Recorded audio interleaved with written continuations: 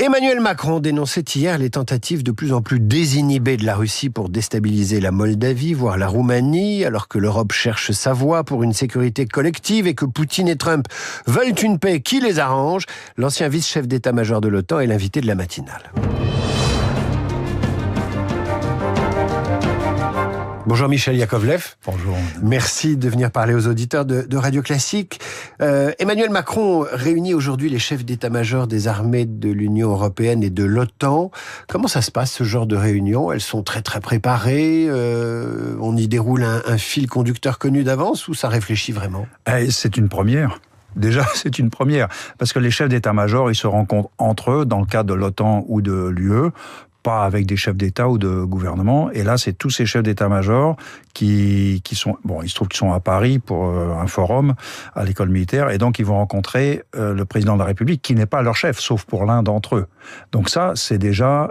c'est une première. C'est symbolique. C'est symbolique. Et pour moi, c'est un geste. Parce que tout le monde sait que le président Macron parle beaucoup de cette garantie, de force de garantie pour la paix en Ukraine. Et donc, on peut présumer que ces chefs d'état-major, s'ils le rencontrent, c'est que leur pays est dans des dispositions favorables. Alors, on n'a pas dit quelle contribution, mais ces gens-là, ils sont pas libres de leur vie quand ils sont à Paris, si vous voulez. S'ils participent à cette réunion, c'est parce qu'ils sont mandatés par leur gouvernement. Donc ça, c'est un geste très fort. Qui prépare la réunion des ministres de la Défense de jeudi, par exemple ? Bon, déjà, c'est les Sherpas. Entre eux, toutes ces réunions sont toujours préparées par les cabinets, voilà. Je sais pas combien il y aura de choses, combien sera du substantiel en dehors du geste. Mais je pense que ce geste, c'est le début du substantiel. Et c'est un symbole fort. Le substantiel, c'est donc la défense européenne, la sécurité de l'Europe. 800 milliards annoncés pour sa défense par Ursula von der Leyen la semaine dernière. Emmanuel Macron qui est sur ce front-là, en tout cas, qui essaie de concrétiser ça. Est-ce que ça veut dire finalement qu'on ne doit plus compter sur l'OTAN, dont, je le rappelle, vous avez été le vice-chef d'état-major ? Bon, alors... Alors, l'OTAN de grand-papa, celle que j'ai connue, j'y croyais. L'OTAN ne marchera pas si les États-Unis n'y croient pas. Donc, la question est plus à poser à Trump qu'aux autres. Ce qu'il y a de sûr, c'est que l'OTAN a beaucoup contribué à la sécurité en Europe, avec tous ses défauts. Je ne vais pas encenser. Il y a plein de défauts dans l'OTAN. Mais l'OTAN a de grandes qualités, les a toujours.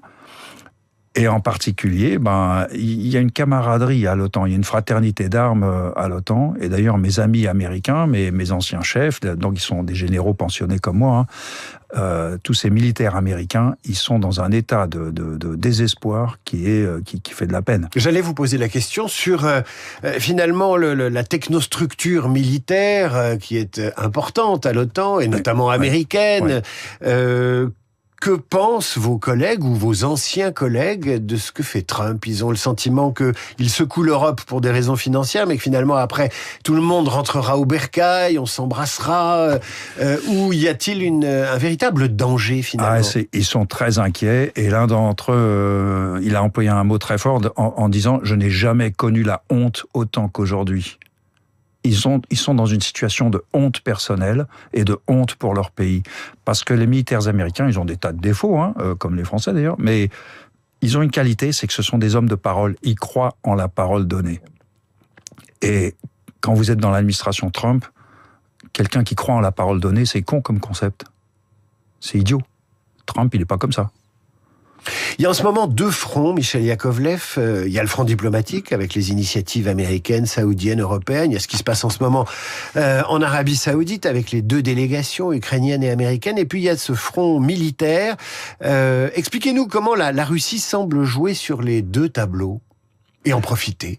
Elle en profite parce que Trump lui a donné toutes les cartes. Quand Trump dit « j'ai toutes les cartes en main », non, il les a données aux Russes. Parce que il y a 2 mois, ça allait pas bien pour les Russes, pour l'armée russe. Alors, le front, il est stabilisé. Alors, il y a toujours une pression, ça continue à avancer un petit peu côté russe, mais le front, fondamentalement, il est stabilisé en réalité. Quand je m'adresse à des Américains, je dis en 2024, les Russes ont gagné l'équivalent de l'État du Rhode Island. Alors, les gars, c'est si petit que ça, ce qu'ils ont gagné. Oui, c'est si petit que ça. Le Rhode Island, très franchement. Hein. Donc, et ça leur a coûté, on pense, 60 000 morts. Donc, c'est vide de sens. Donc, le front est stabilisé.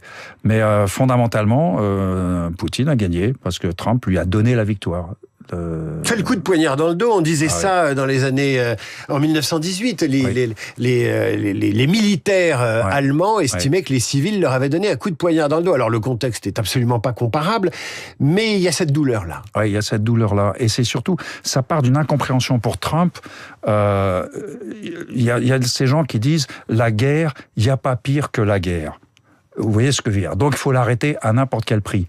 Ah non, il y a pire que la guerre. Et pire que la guerre, ça s'appelle la dénazification. Le projet de Poutine, il faut comprendre ce que c'est que le projet de Poutine. Quand il dit on va dénazifier l'Ukraine, c'est pas un changement de direction comme on fait sur un bar-restaurant avec nouvelle direction et les employés, ils préféraient l'ancien mais ils apprendront à vivre. Non, pas du tout.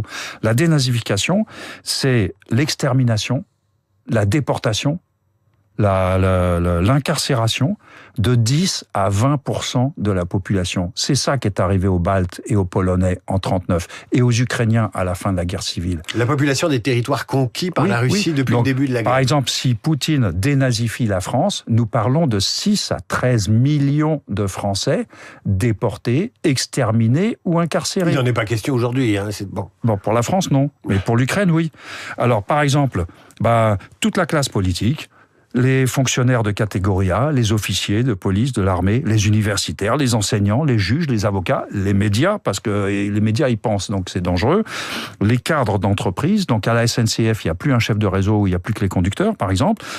Les enfants sont arrachés à leur famille, envoyés dans des familles d'accueil à Vorkuta ou à Magadan, à des milliers de kilomètres, où ils seront violés et transformés en esclaves, et puis ils apprendront à chanter en russe, et ils chanteront les louanges du régime et le mépris de leurs parents. Qu'est-ce qui vous rend si sûr de l'apocalypse que vous décrivez pour 20% du territoire ukrainien? Qu'est-ce qui vous rend si sûr de ça? Pas pour 20%, c'est pour l'Ukraine. Entier. C'est pour l'Ukraine. Poutine il a dit, je veux dénazifier l'Ukraine. Il a dit aussi, l'Ukraine est une fiction, l'Ukraine n'existe pas. L'archipel du Goulag a repris du poil de la bête sous Poutine. Il était en train d'être démonté du temps d'Yeltsin, c'est reparti. Donc le Goulag, c'est la structure hôtelière qui va accueillir les Ukrainiens. Donc par rapport à la dénazification, le projet de Poutine, c'est pire que la guerre. Faut bien le comprendre. Ça veut dire qu'il ne faut pas faire la paix. Michel Yakovlev, il faut pas faire la paix. Parce que c'est pas la paix. Parce que ce que propose Poutine, par rapport à... Nous, on a connu l'occupation allemande, mais les Allemands de 40 à 44, c'est peace and love, à côté de ce que propose la dénazification voilà. Donc les Ukrainiens, ils se battront jusqu'au bout. Et ça, Trump ne l'a pas compris. Il y a en France des voix, comme celle de François Fillon tout récemment, celle de Dominique de Villepin et d'autres qui disent on est trop alarmiste, Poutine a progressé trop lentement en Ukraine pour arriver jusqu'aux frontières de l'Europe qui nous préoccupe en tout cas. Bref, ils disent on joue la psychose, ils reprochent à Emmanuel Macron de se refaire une santé politique sur le dos de la sécurité de l'Europe. Que dites-vous à ces gens-là ? Que la menace militaire sur l'Europe occidentale, effectivement, elle n'est pas crédible, grâce aux Ukrainiens. C'est les Ukrainiens qui auront gagné 3 ans pour l'instant, 3 ans pour nous, pour qu'on ait le temps de comprendre que notre défense, c'est notre défense. C'est pas les Américains, c'est nous.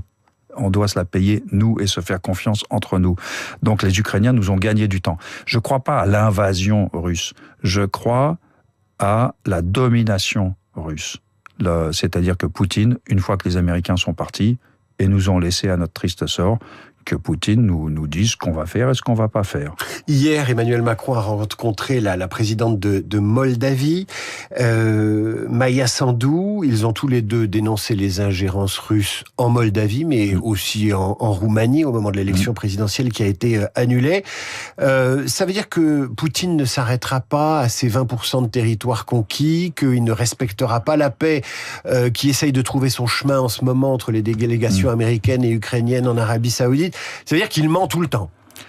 Je sais pas, je vais inverser la proposition. Est-ce que vous pouvez citer un traité que Poutine a respecté ? Non.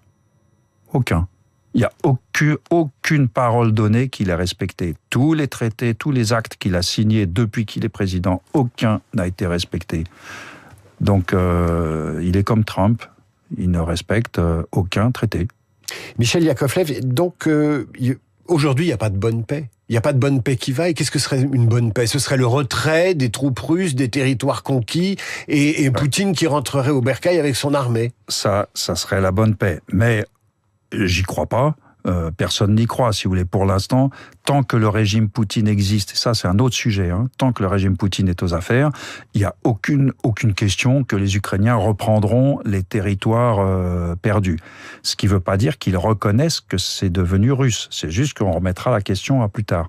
Le bon cessez-le-feu dans l'état actuel des choses, c'est en gros, on s'arrête sur le trait où il est, on arrête de se massacrer, et on gagne du temps.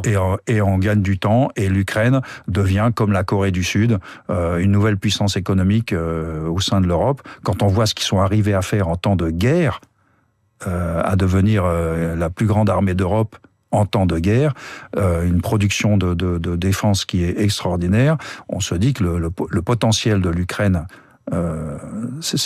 pour moi, c'est la future Corée du Sud. Donc, et on verra après. Voilà.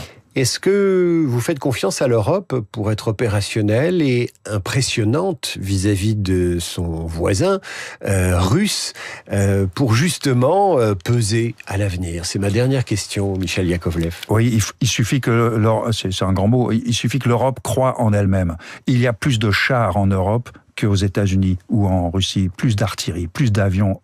En fait, on est puissant. C'est juste qu'on ne s'est jamais conçu comme une puissance. C'est en train de changer grâce au choc de Trump. Donc je suis assez optimiste pour l'Europe, en fait. Il y a eu un réveil en Europe extraordinaire. Vous nous donnez combien de temps? Le temps que nous donnera l'Ukraine. Il nous faut encore 3 ans.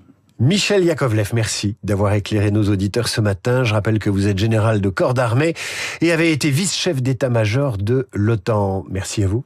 Merci à vous. Le rappel des titres dans un instant, la revue de presse d'Hervé Gattegno et nos esprits libres à 8h40. Aujourd'hui, Cécile Cornudet, Christophe Barbier, Radio